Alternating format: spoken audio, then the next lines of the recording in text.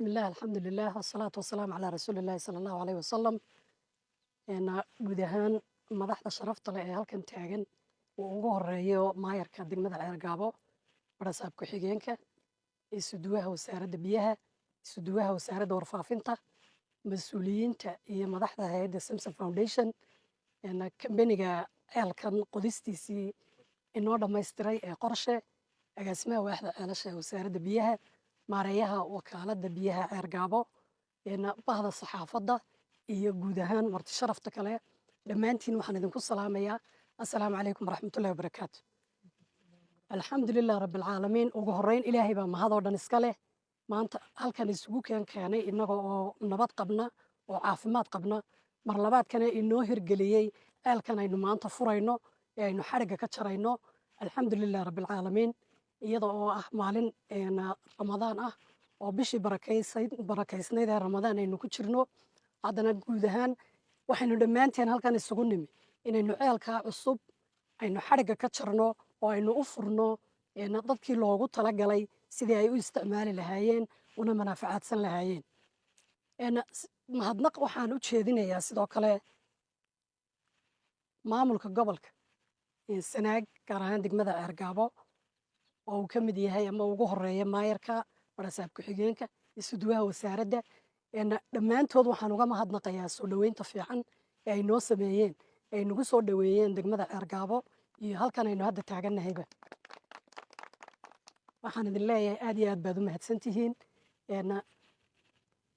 ceelkani sidii hore laynoogu sheegay wuxuu ka mid yahay ceelasha biyo ballaadhinta loogu talagalay degmada Ceergaabo wakaaladdeeda biyaha iyadoo ujeeddada laga lahaa ay ahayd in magaalada Ceergaabo ay hesho biyo ku filan maadaama ay tahay magaalo aad iyo aad u ballaadhan oo maxay tahay u baahan biyo fara badan baahida biyuhuna runtii ay ka jirto ceelkani wuxuu ka mid ahaa ceelasha loogu talagalay biyo ballaadhinta alxamdulilah ilaahay baa inoo hirgeliyey wuu inoo dhammaaday sida halkaa inooga muuqata wuu dhammaystiran yahay ceelka qoditaankiisa inta mitir uu qodan yahay iyo qalabkiisa dhammaan waxa inoo faahfaahiyey agaasimaha waaxda ceelasha waynu arkaynaa infrastructurekii iyo maxay tahay wax kastaaba way u dhammaystiran yihiin alxamdulilah ilaahay baa mahaddaa iska leh kambaniga hawshaa adag qabtay iyo hay-adda Samsom Foundation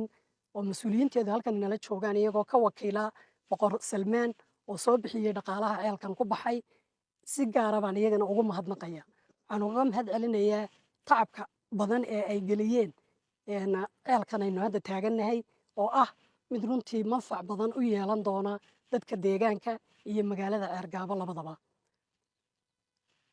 ceelku dabcan sidaa hore laynoogu sheegay waa ceelasha biyo ballaadhinta magaalada Ceergaabo waa magaalo aad iyo aad u ballaadhan guddoomiye waanu ognahay annagu ka wasaarad ahaan in degmada Ceergaabo aanay haysan biyo ku filan waanu ognahay inay degmo aad iyo aad u ballaadhan tahay inay tahay degmo population aad u fara badan ay ku nool yihiin isla markaana u baahan biyo ballaadhin u baahan ceelal intan hadda aanu u samaynay ka badan qorshahana way noogu jirtaa insha allah inaanu ballaadhino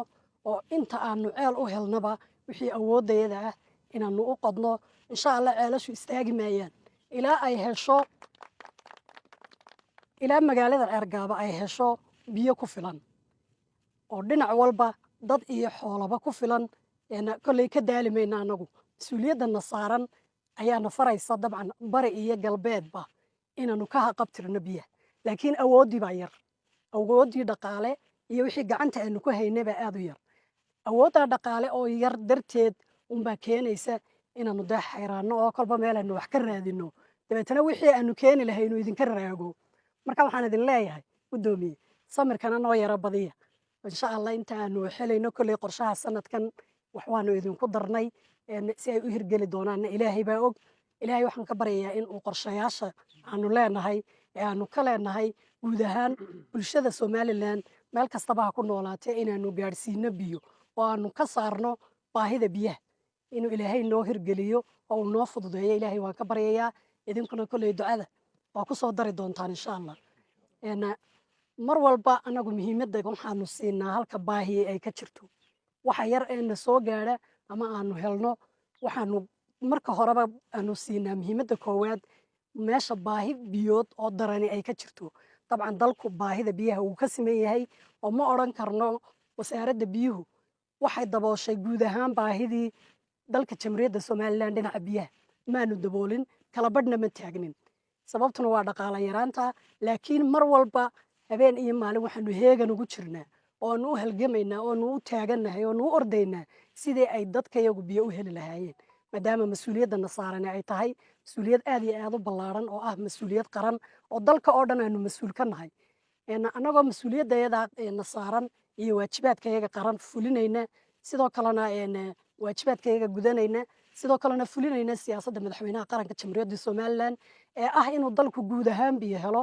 Dabcan dadaalka ma yaraysanayno. Insha Allah waanu dadaalaynaa intaa iyo in ka badanba waanu ku taamaynaa in aanu degmo kasta iyo goob kasta miyi iyo magaalaba aanu u helno biyo ku filan oo nadiif ah oo ay cabbaan. Ilaahayna wuu nagu garab gelayaa insha Allah mar haddaanu nahay annagu daacad oo aanu mas'uuliyaddeedii gudanayno. Mar walbana aanu ku hamiyeyno sidaanu dadka biyo ugu raadin lahayn. Waxaan rajaynayaa inuu Ilaahay noo fududayn doono mas'uuliyadda. Maalin aan maanta ahayna aynu arki doonno qofkii nooli iyadoo dalka Jamhuuriyadda Somaliland oo dhan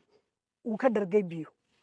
Waxa inoo hayaa waa dhaqaale yar uun, dhaqaalahana xagga Ilaahay buu ku xidhan yahay. Insha Allah waynu helaynaa oo dalku isbeddel fara badan ayaa iman doona. Xaaladda hadda lagu jiro uun lagu jiri maayo. Kolley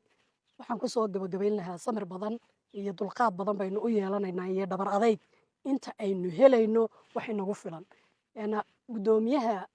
gobolka Sanaag aan idhaahdo degmada Sanaag ama maayarka waxaan uga mahadnaqayaa sidii maxay tahay uu ii buunbuuniyey. Kolley anigu dabcan waxa i saaran waajibaad qaran oo aan fulinaya ama aan gudanayaa.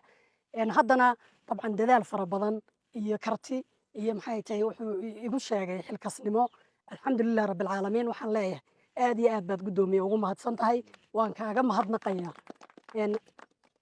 mahadnaqa aad ii soo jeedisay iyo maxay tahay ammaantaa faraha badan aad iyo aad baad ugu mahadsan tahay. Ceelkii hadda xadhigga waynu ka jaraynaa, waynu furaynaa insha Allah. Waa la istaari doonaa ijiinka, xadhiggana waynu ka jari, beebkana waynu furaynaa. aad iyo aad baad mar labaad dhammaantiin u mahadsan tihiin. Wassalaamu calaykum waraxmatullaahi wabarakaatu.